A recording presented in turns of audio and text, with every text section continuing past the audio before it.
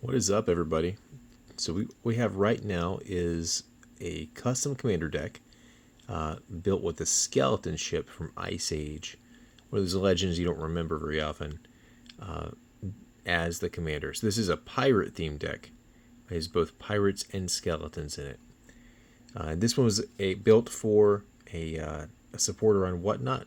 It's going to be Mr. Robert of Maynard Made Lego, if you're into Lego.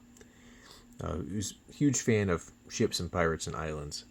So this deck I think will be perfect for him. So we'll go through how I built it, why I built it the way I did, and then just a quick overview of how I'd play it. All right, let's get started. So skeleton ship is a legend, and back then they didn't put the creature types on. There was just legend as the creature type. By modern standards, it's a pretty weak commander. It on its own doesn't do a lot. It's a 0/3. You can tap to a -1/-1 counter target creature. It is not an artifact. It is a creature and does not have haste. Every time you control no islands, bury your skeleton ship is the drawback.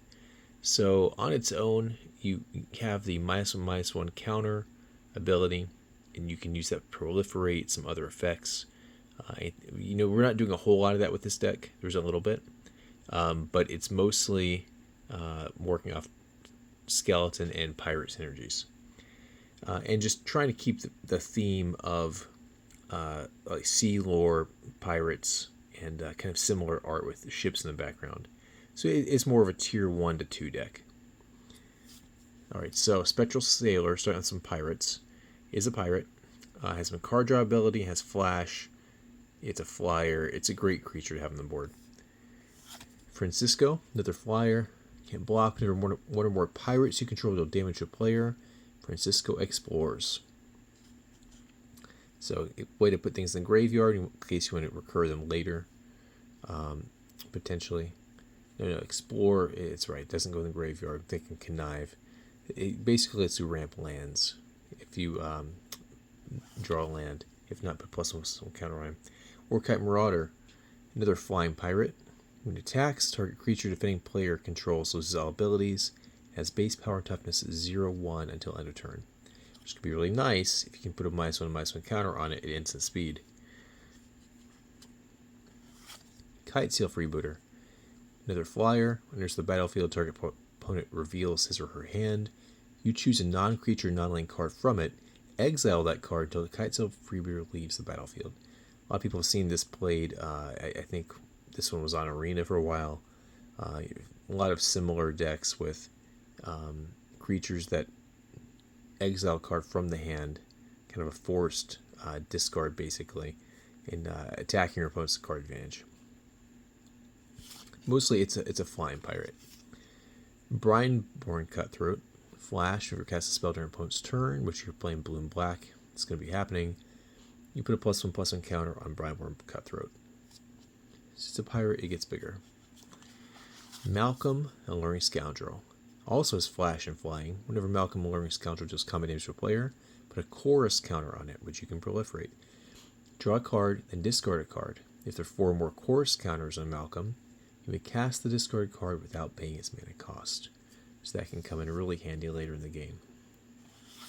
If a Mutineer has Encore for 4 and 2 blue, it's a 3/3 when if a Mutineer enters the battlefield, exile up to 1 target non-salamander creature. You can make a 4/3 blue salamander creature token, or its controller creates a 4/3 blue salamander warrior creature token. So you can use this different ways. Get rid of things that are big threats, replace them with salamanders, or you can replace your smaller things with 4/3 salamanders. And then Encore comes back. You get multiples, so it can be a pretty nasty attacker, and the ETB is effective. Deadeye Brawler. Death Touch has Ascend. However, it deals combat damage to a player. If you have the Sea's Blessing, draw a card. So hopefully we'll get through with that one in a little bit. The good old pirate ship, Island Home. It's basically the same ability, very similar ability to Skeleton Ship. The same artist, Tom Weinerstrand, did both, but Amy Weber did some of the additional art on Skeleton Ship. So if island home, if the player controls no islands, this creature cannot attack. And you can tap it for like a Tim type effect, deals 1 damage to target creature or player. Again, not a very efficient card by today's standards, but a classic. Skeleton Crew. Each other creature you control that's a skeleton or pirate gets +1/+1. Whenever one more creature cards leave your graveyard, create a 2/2 black skeleton pirate creature token. Pay 5 in black, return Skeleton Crew from your graveyard to the battlefield tapped.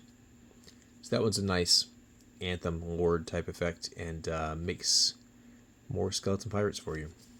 Ramirez DiPietro, Human Pirate. It's a 4/3. Whenever the battlefield loses 2 life, you make 2 treasures. Whenever one or more pirates you control deal combat damage to a player, exile the top card of that player's library. You may cast that card for as long as it remains exiled. Now this could be an alternate commander for this deck. I don't think it'd work quite as well because there's a little bit of proliferate in here, but might be more reasonable by modern standards than the Skeleton Ship. Skeleton Ship's just fun. Hostage Taker. Hostage Taker enters the battlefield, exile another target creature or artifact until Hostage Taker leaves the battlefield. You may cast that card for as long as it remains exiled. You may spend mana as though mana of any type to cast that spell. And it's a 2/3. Ghost Ship, another classic. Dominator Strand again. Has flying, it's a 2/4, and pay 3 blue to regenerate it. And I put these in there to either rule 0 them as pirates, all the different ships, or play a card later on you'll see that will make them pirates. Crafty Cutpurse. It's a human pirate, has flash. When Crafty Cutpurse enters the battlefield, for each token that will be created under opponent's control this turn is created under your control instead. So this is ideally played when your opponent has a big flashy turn. It's about to make a ton of treasures or clues or foods or some other artifact token, and now they're all yours. Voracious Great Shark. It's another counterspell on a body. There's the battlefield, counter target artifact or creature spell, and it's a 5/4 flash. Spyglass Siren. It's a 1/1 flying pirate for 1 blue. When there's the battlefield, make a map token. Time Stream Navigator. Costs 1 blue, has Ascend. Pay 2 and 2 blue, tap it, put Time Stream Navigator in the bottom of its owner's library. Take an extra turn after this one. Activate only if you have the Sea's Blessing. Won't be too hard to get the Sea's Blessing of this deck. Fathom Fleet Captain. It's a human pirate with menace. Costs 2, 1 in black. Whenever Fathom Fleet Captain attacks, if you control another non-token pirate, you may pay 2. If you do, create a 2/2 black pirate creature token with menace. And it's a 2/1. So, makes more pirates. Staunch Crewmate. Human pirate. When Staunch Crewmate enters the battlefield, look at the top 4 of your library. Reveal an artifact or pirate card from among them and put it into your hand. Put the rest in the bottom of your library in a random order. Oaken Siren. Another pirate, so it costs 1 blue. Also is flying. It's a Siren pirate. Tap to add blue. Spend this mana only to cast an artifact spell or activate an ability of an artifact source. Malcolm, Keen-Eye Navigator. Whenever one or more pirates you control do damage to your opponents, you create a treasure token for each opponent dealt damage. Sea Singer is a merfolk. Bury Sea Singer if you control no islands. This is a classic from Fallen Empires. Tap to gain. That's what T is there. That's the old school tap. Before the tap symbol and after they just wrote the word tap. Gain control of target creature if its controller controls at least 1 island. You lose control of target creature if Sea Singer leaves play, and you lose control of Sea Singer, or if Sea Singer becomes untapped. You may choose not to untap Sea Singer as normal during your untap phase. So this is a way just to steal a creature. You play this to steal your opponent's big beater like a Sarah Angel or Dragon or something, as long as the opponent controlled an island. And it's just there for fun, and it's still useful. Sarah means 2 in blue. There's the battlefield. Make a treasure token. It's a 1/4. Adewale, Breaker of Chains. When it was the battlefield, reveal the top 6. Put an assassin, pirate, or vehicle card from among them into your hand. The rest on the bottom in a random order. Whenever a vehicle you control does combat damage to a player, you may return Adewale from your graveyard to your hand. And it's a 4/1 for 3. So I mean, it's got a pretty good ability. It gets you a card, usually. Most of the time, you're going to have some kind of pirate in the top 6. In this deck, a few vehicles in here, and so the vehicle ability can trigger as well. Stormfleet Spy. It's a 2/2 human pirate for 3. Has raid when Stormfleet Spy enters the battlefield. If you attack with a creature this turn, draw a card. Corsair Captain. When Corsair Captain enters the battlefield, create a treasure token. Other pirates you control get +1/+1. Forerunner of the Coalition. Forerunner of the Coalition enters the battlefield. You may search your library for a pirate card. There are a lot. Reveal it, and then shuffle your library, put that card on top. Whenever another pirate enters the battlefield under control, each opponent loses 1 life. So that's nice. Kitesail Larcenist. Flying and has Ward 1. Kitesail Larcenist enters the battlefield. For each player, choose up to 1 other target artifact or creature that player controls. For as long as Kitesail Larcenist remains the battlefield, the chosen permanents become treasure artifacts with tap. Sacrifice this artifact. It just does what treasure does. So that's pretty nice. Flux Channeler. When you cast a non-creature spell, proliferate. There's a fair amount of non-creature spells, but mostly in the creatures right now. Scourge of Fleets. It's a Kraken.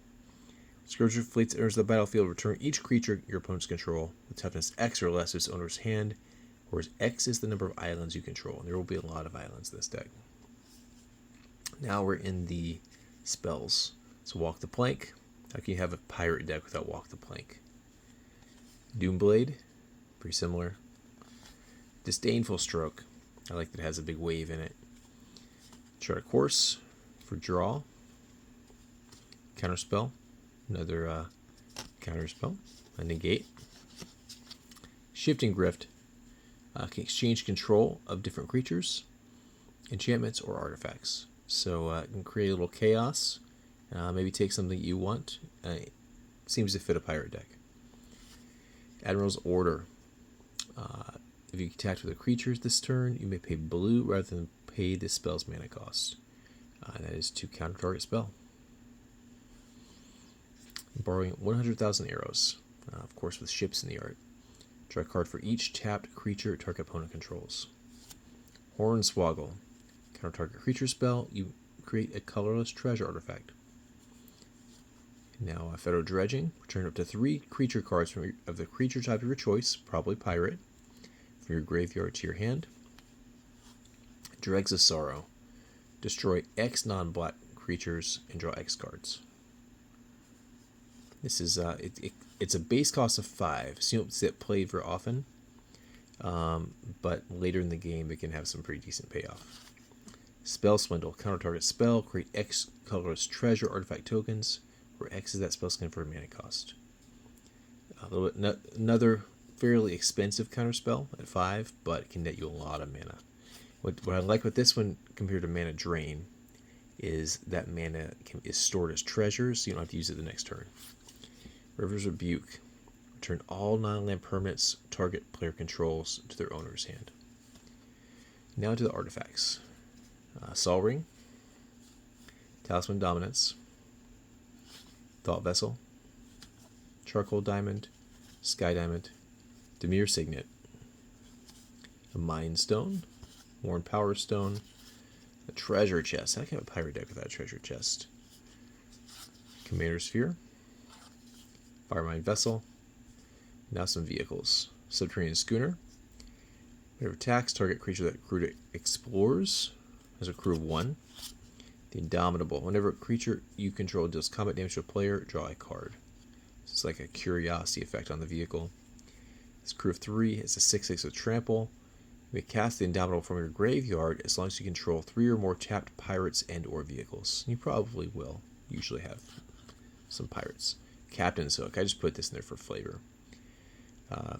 It is an artifact for 3. It's an equipment. The creature gets +2/+0 and has menace and is a pirate in addition to other creature types. Whenever Captain's Hook becomes unattached from a permanent, destroy the permanent and equip of 1. So you could always put that on your skeleton ship. You have a different pirate, different creature. The Menace is a really nice addition. Usually skeleton ships can be putting -1/-1 counters on things, so it's not the best target for this card to equip, but it's still an option. At least you can do some damage to your commander that way. Dead Man's Chest. Enchant creature opponent controls. Enchanted creature dies, exile cards equal to its power from the top of its owner's library. You may cast non-land cards from among them for as long as they're exiled, and you may spend mana, so mana of any type to cast those spells. So this is a fun one. Enchant something big that your opponent has, like a Blightsteel Colossus or some other large, beefy, high power creature. Take it out, and then you get to steal a bunch of cards. And it's very flavorful. Rogue class. Whenever a creature you control does combat damage to a player, exile the top card of the player's library. You can look at it for as long as it remains exiled. So very similar effect. The level 2 creatures have Menace, so they can get through more easily. And then at the level 3, you may play cards, exile with Rogue class. You may spend mana as the word mana of any color to cast the spells. So, more heisting things from your opponent's library. Navigator's Ruin. Beginning of your end step, if you attack the creature this turn, target opponent puts the top 4 cards of his or her library into his or her graveyard. So a little bit of forced milling from your attacks. Corpses of the Lost. Skeletons you control get +1/+0 and have haste, which is nice if you want to use your commander immediately. When Corpses of the Lost enters the battlefield, make a 2/2 black skeleton pirate creature token. At the beginning of your end step, if you descended this turn, pay 1 life, and return. If you do, returns Corpses of the Lost to its owner's hand. So let's repeat that effect and get more skeleton pirates. Also, Piracy. Whenever a creature controlled does combat damage to an opponent, you may draw a card. Encourages you to attack and hit. Conspiracy. Considers battlefield, choose a creature type. Creatures you control are of the chosen type. The same is true for creature spells you control and creature cards you own that aren't on the battlefield. I know a lot of people were happy to see this reprinted in Assassin's Creed. It'd been a while. I think the original copy was north of $40 at the time. So this one's nice. You're probably going to choose Pirate. If there are a few creatures in here that aren't pirates. And then that will just even it all out. Now we get into some lands. So Cypress on Cove. Most people would not be putting this one. A lot of people don't like the storage counter type lands. This one's good if with Proliferate. Once you put a counter on it, if you can quickly proliferate that number, it will be. It can have some payoffs. We don't have a lot of Proliferate in this deck. Just honestly, I could have added a little bit more.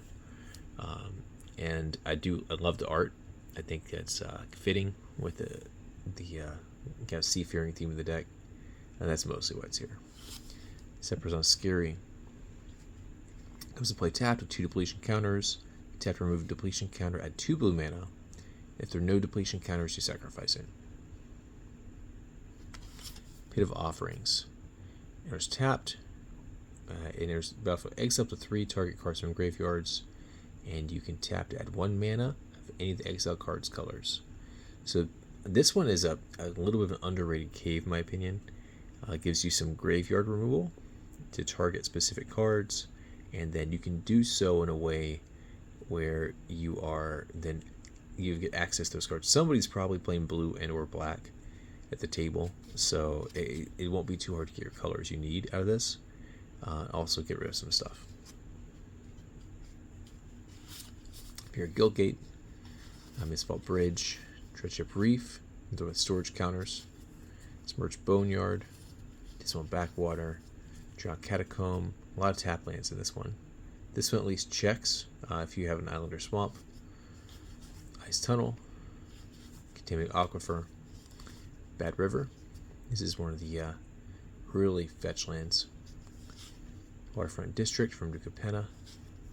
Path of Ancestry, you're going to choose Pirate most likely. The Command Tower. And then we get into the basics. We've got some art here from Ixalan, the little ship sailing there through the waterfalls for the islands. And then for our swamps, we have a similar one. You get the pirate ship coming into that swampy marsh. And that is it, ladies and gentlemen. This deck is, like I said, it's not meant to be like a powerhouse. This is not something that you can take to tournaments. This is a deck for fun. If you want to play a fun deck with your friends, play some old cards, maintain a strong theme throughout the game, this is kind of what's meant by a level 1, or what they're calling exhibition deck. I think it can win games. It's not optimized by any means, but it does have some consistent synergies. Let me know what you think.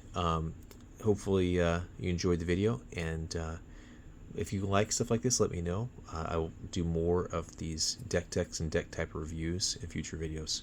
Thank you all, and I'll see you next time.